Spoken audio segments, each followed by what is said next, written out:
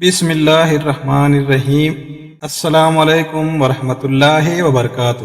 آج ہم آپ کو ایک ایسے غلام کی کہانی سنائیں گے جو سلطانوں کی طرح مشہور ہوا اور جس نے اپنی بہادری سے نہ صرف حکومت حاصل کی بلکہ کئی ظالموں کو منتقی انجام تک پہنچایا۔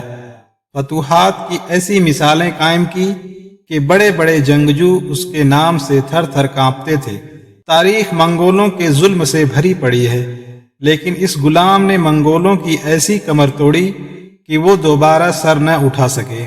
یہ غلام ایک عظیم فاتح، دلیر جنگجو اور عالم اسلام کا ایسا ہیرو بنا جس کو تاریخ کبھی بھلا نہ پائے گی۔ جی ہاں، ہم بات کر رہے ہیں سلطان رکن الدین بیبرس کی، جو 19 جولائی 1223 عیسوی کو دشت کیچاک میں ایک خانہ بدوش قبیلے میں پیدا ہوئے۔ کیچاک ترک عہد وسطیٰ میں یورپ و ایشیا کے درمیانی علاقے میں آباد تھے۔ بیبرس ہلاکو خان اور غیاث الدین بلبن کا ہم اثر تھا، اور کہا جاتا ہے کہ بیبرس کو غلام بنا کر فروخت کیا گیا تھا۔ پھر وہ اپنے زور بازو سے سلطان مصر و شام بنا۔ الملک الظاہر رکن الدین بیبرس کا اصل نام البند قداری لقب ابو الفتوح تھا، لیکن بیبرس کے نام سے شہرت پائی۔ بیبرس سیف الدین قطز کا جانشین اور مصری افواج کے ان کمانڈروں میں سے ایک تھا جس نے فرانس کے بادشاہ لوئس نہم کو 7ویں صلیبی جنگ میں شکست دی۔ رکن الدین بیبرس کے 3 کارنامے تاریخ میں ہمیشہ یاد رکھے جائیں گے۔ پہلا کارنامہ یہ تھا کہ بیبرس نے سلطان سیف الدین قطز کے ساتھ مل کر منگولوں کو مارکہ عین جالوت میں عبرتناک شکست دی۔ یہ مشہور جنگ 25 رمضان 658 ہجری کو لڑی گئی۔ اس جنگ میں منگولوں کا وہ حال کیا کہ اس کے بعد وہ دوبارہ سر اٹھانے کے قابل نہ رہے۔ اس طرح حجاز مقدس اور مصر منگولوں کے ظلم سے ہمیشہ کے لیے محفوظ ہو گئے۔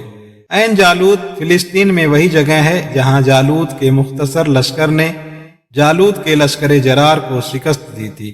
یہ سلطان رکن الدین بیبرس کا دوسرا شاندار کارنامہ نہیں تو اور کیا ہے کہ اس نے تقریباً پونے 2 صدی تک چلی صلیبی جنگوں کا خاتمہ کیا اور صلیبیوں کو ایسی عبرتناک شکست دی کہ پھر وہ دوبارہ حملہ کرنے کے قابل نہ رہے۔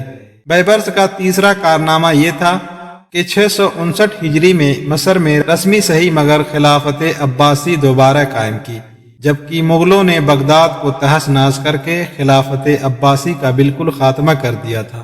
بغداد کو تباہ کرنے کے بعد جب ہلاکو خان کی فوجیں شام کی طرف بڑھیں تو بیبرس اور ایک مملوک سردار سیف الدین قطز نے مل کر عین جالوت کے مقام پر ان کو فیصلہ کن شکست دی اور منگول افواج کو نکال باہر کیا۔ بیبرس کا یہ بہت بڑا کارنامہ ہے کہ اس نے مصر و شام کو منگولوں کی تباہ کاریوں سے بچایا۔ اس نے مصری سلطنت کے شمالی سرحد ایشیائے کوچک کے وسطی علاقوں تک پہنچا دی۔ بیبرس کا ایک اور بڑا کارنامہ شام کے ساحل پر قابض یورپی حکومتوں کا زور توڑنا تھا۔ یہ حکومتیں پہلی صلیبی جنگ کے زمانے سے شام کے ساحلی شہروں پر قابض تھیں۔ نور الدین زنگی اور صلاح الدین ایوبی نے اگرچہ اندرون ملک اور فلسطین سے صلیبیوں کو نکال دیا تھا، لیکن ساحلی شہروں پر ان کا اقتدار عرصے تک قائم رہا۔ ان کو بحری راستے سے یورپ میں معاونت میسر رہتی تھی۔ بیبرس نے عین جالوت میں منگولوں کے ساتھ اتحاد کرنے کی کوشش کرنے پر 1268 عیسوی میں مسیحی سلطنت انطاکیہ کا خاتمہ کیا۔ انطاکیہ کی سلطنت کا خاتمہ 1271 عیسوی میں 9ویں صلیبی جنگ کا باعث بنا، جس کی قیادت انگلستان کے شاہ ایڈورڈ نے کی، مگر وہ بیبرس سے کوئی بھی علاقہ چھیننے میں ناکام رہا۔ بیبرس نے اپنی سلطنت کو جنوب میں سوڈان کی طرف بھی وسعت دی۔ اپنی ان فتوحات اور کارناموں کی وجہ سے بیبرس کا نام مصر و شام میں صلاح الدین ایوبی کی طرح مشہور ہوا۔ بیبرس کے بارے میں کہا جاتا ہے کہ وہ بھیس بدلنے کا شوقین تھا۔ کبھی وہ گداگر کا روپ دھارتا اور کبھی مہمان بن کر دسترخوان پر اکیلا مزے اڑاتا دکھائی دیتا۔ بلا کا حاضر دماغ تھا، فطری طور پر جنگجو تھا۔ اس کی عسکری صلاحیتیں دشت و صحرا میں پروان چڑھی۔ اسے دمشق میں تقریباً 500 روپے میں فروخت کیا گیا۔ وہ بحری مملوکوں کے جتھوں میں بطور تیر انداز شامل ہوا اور بالآخر ان کا سردار بن گیا۔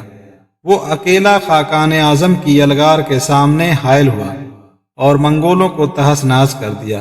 اس کے جوابی حملے نے فرانسیسی بہادروں کی کمر توڑ کر رکھ دی تھی۔ بلا کا خوش طبع انسان تھا، گھوڑے پر سوار ہو کر اکیلا نکل جاتا تو دوسرے دن فلسطین میں نمودار ہوتا اور چوتھے دن صحرائے عرب میں ملتا۔ بڑا حوصلہ مند تھا، ایک ایک دن میں میلوں کی مسافت طے کر لیتا۔ جب سلطان بنا تو اس کے مشیروں اور وزیروں کو بھی اس کے عزائم کا علم نہ ہوتا۔ ہر شخص کو یہی خیال رہتا ممکن ہے سلطان اس کے قریب بیٹھا اس کی باتیں سن رہا ہو۔